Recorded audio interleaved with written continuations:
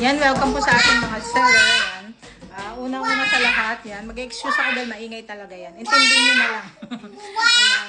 So, na-stress na ba ang lahat? Lalo na po sa books of accounts. Ayan. So, ang books of accounts natin sa ating mga non-BAT, yan, ay 4, no? At sa mga with BAT is 6 na piraso. Yan, tatandaan nyo yan. Ha? So, ang book of accounts po ay may 4 na. Ayan. So, unang-una, ito mabilis lang po to, pero ilalagay ko na dyan yung summarization nitong 4 para kung halimbawa tinatamad kayong tapusin yung video na to, kaya lang hindi nyo malalaman. Ayan. So, yan, proceed na tayo, no? Ito po ay yung journal. So, ano po ba yung use ng journal? Ang journal po, ito yung pinaka-mother, no? Ayan, tatandaan nyo yan, ha? Dito ko po wala po talagang format, no? Yung particular format, sabi nga, nagtanong na ako sa, walang particular format. So, tayong gagawa ng format natin.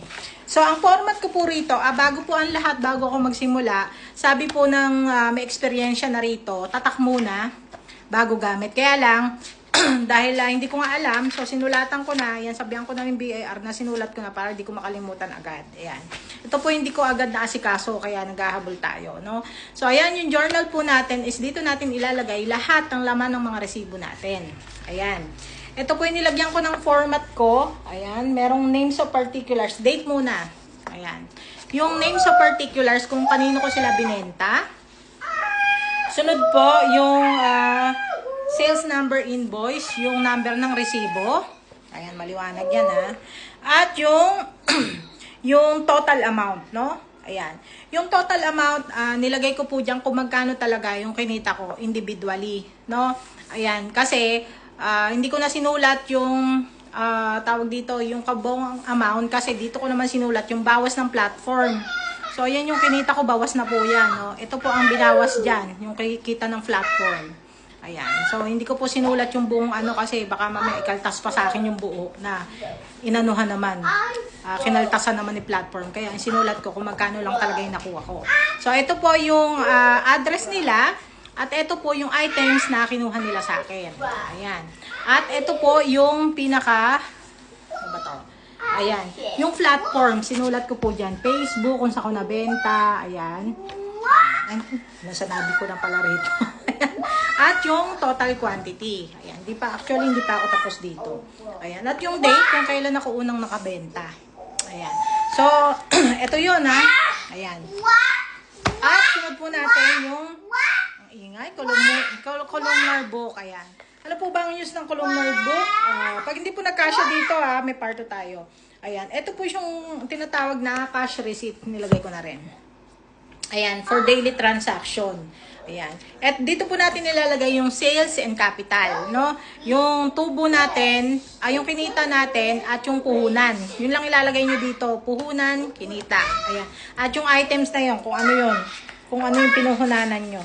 Ayan. Puhunan, kinita. Ayan. Ayan. At ilagay nyo rin po yung date, no? Ayan. At yung, ilagay nyo rin yung yung items. Ayan, puhunan at kinita. Yun lang, hindi natin kinakailangan na punuin tong mga columns na to at mag-isip tayo kung bakit may mga ganito, ganyan. Hindi po, kasi yung gumamit nito, sinulat niya lang dito. No, ayan, sinakop niya lahat yan, puro sulat lang. Ayan, pero kung gusto niyo naka-organize yung numbers niyo, dito niyo siya isulat. Lagyan niyo lang ng rito, ng description. Ayan, kung ano yung pinaggagawa nyo. So, ganun lang siya, no? Next po natin ay columnar book.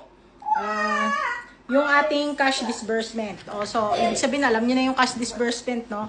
Yung expenses natin, yung lumabas. Ayan, katulad na lang ng ayan, ganyan din yan.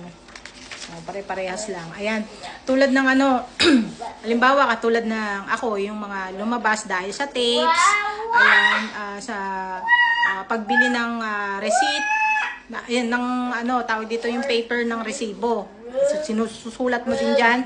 At syempre, yung mga pambalot natin, no, yung mga itim na bag, susulat mo rin dyan, pati yung mga, basta lahat ng mo, expenses mo, kung yung pagkain mo, ganyan. Kung halimbawang namili ka, basta yung expenses, yun. Ayan.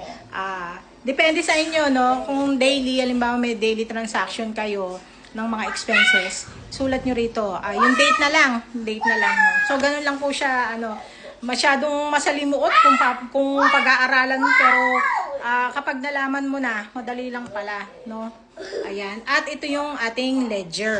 Ayan. Summarization. By the way, ito po, note po to, no? Take note nyo po, no? Na lahat pala ng mga resibo na nag-out at yung transaction natin sa resibo ay iipunin pala natin. Syempre tayong mga online seller, wala tayong ganon. Lalo na pagka binili natin yung mga tape sa platform na iba, alam nyo na dun sa Orange app. Ayan, so ang lumalabas, ang inisip ko na lang dito, ang gagawin ko resibo, since ngayon lang tayo, mga bago lang tayo, kahit na ultimo mga seller sa iba't platforms, hindi rin na alam, kaya hindi sila nag-i-issue ng resibo. So, ang bala ko rito, screenshot ko na lang yung mga yung mga transaction noon pa na mga binili ko, kasi hindi naman sila nagbubura ng transaction yung isang platform, yung Orange.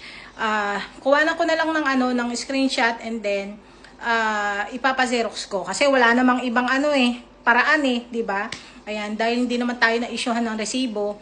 Ayan, pero yun talagang kinuha ko po tong information na to sa taong mismong reliable o yung may business na talaga na nagpapasa na ng ganito. So, ito po yung pinaka-direktang magandang paliwanag, no? Itong sinishare ko sa inyo. So, ayan yung ledger natin, ay yung mga expense, summarization ng ating transaction and profits. So, alam nyo na po, no? Transaction and profits, alam nyo na yan. So, makikita nyo, pagka binuklat nyo po yung loob, merong ABC. Huwag na kayo malito rito, no? Napakadali lang yan. Halimbawang, ibig sabihin tong mga na to, dyan tumatakbo yung ating mga transaction. Halimbawa, tulad nito, gas. Lagyan nyo lang dyan, gas. Halimbawa, sa Petron kayo, gas, tas Petron, ganyan. Hindi nyo na kailangan isulat yung yung magkano yung yung ginastos nyo. Basta kung sa halimbawa nagpapagas kayo, lagyan nyo lang dito gas, tas Petron o Shell. Ganun lang yung kadali, no? So, ayan. Kung halimbawa namang tayo ay walang sasakyan, hanap naman kayo ng F dito. Saan ba yung F? Ayan. Lagyan nyo lang fare. Kung magkano kung ano sinasakyan nyo, by jeep, by bus, lagyan nyo lang dito. Ayan, no? Fare, tas bus, tas jeep. Ayan, ganun lang kadali. Kala mo kung no? Ayan. Kung halimbawang dito. Ano pa susunod? Ayan, market. Lagyan nyo dito yung market. Halimbawa, namili kayo, no? Market, bumili kayo ng plastic o Lagyan nyo lang yan, market, tas yung pangalan ng market. Ganun lang. At saka yung yung halimbawang food. Halimbawa, kumain kayo sa any fast food. Lagyan nyo lang yung food dito sa F. Sa F din. Ayan. Ayan. Sa F din pala yun. Ayan. Bahala na kayo. Ito napakadali lang naman. Ayan. Hindi na kailangan complicated. Basta kung saan tumatakbo, no, yung ating negosyo online. Ayan. Ganun lang siya kadali. So next is yung summarization and transaction. Summarize lang po to. Hindi natin kailangan lahat ilagay, no, kasi nandito na yung lahat sa journal o yung sa ating pinaka-mother. So ito, in and out lang ilagay nyo. Ayan. Kung yung transaction, kalimbawa bumili kayo sa ganitong apps, lagay nyo dyan kung ano yung items na binili nyo, and then yung kung magkano yung kinita nyo dun sa items na yon, no? Ilagay nyo lang kung bala na kayo kung per piece o ganyan, per bundle, bala na kayo, ilagay nyo. Kanya-kanya tayo ng tawag dito, ng format. Kahit anong format ilagay nyo dito, basta yung tungkol sa profit and transaction. Ayan. So, kung may mga tanong po, kung kaya kong sagutin, yan, message nyo lang ako dyan sa baba. Susunod natin yung Oros na ang dami nagmumura sa Oros, sa totoo lang. No, ako rin, siguro, hindi ko na mabilang yung attempts ko dahil, katulad nitong, pagpapatatak nito, meron nito online i-upload mo lang, tas ididikit mo rito yung pagpapatatak. Dahil, sila po ay sobrang palpak, yung mga online natin ay palpak, tanggapin na natin yan, no? Ay direklamo natin. Tayo na lang gumawa ng paraan. No, imbis na tatakan natin online, punta na tayo sa BIR, doon na tayo magpatatak. Ayan, tatak muna daw bago gamit So, yun lang at share nyo po to para sa ibang nangangamoting katulad ko. Maraming salamat!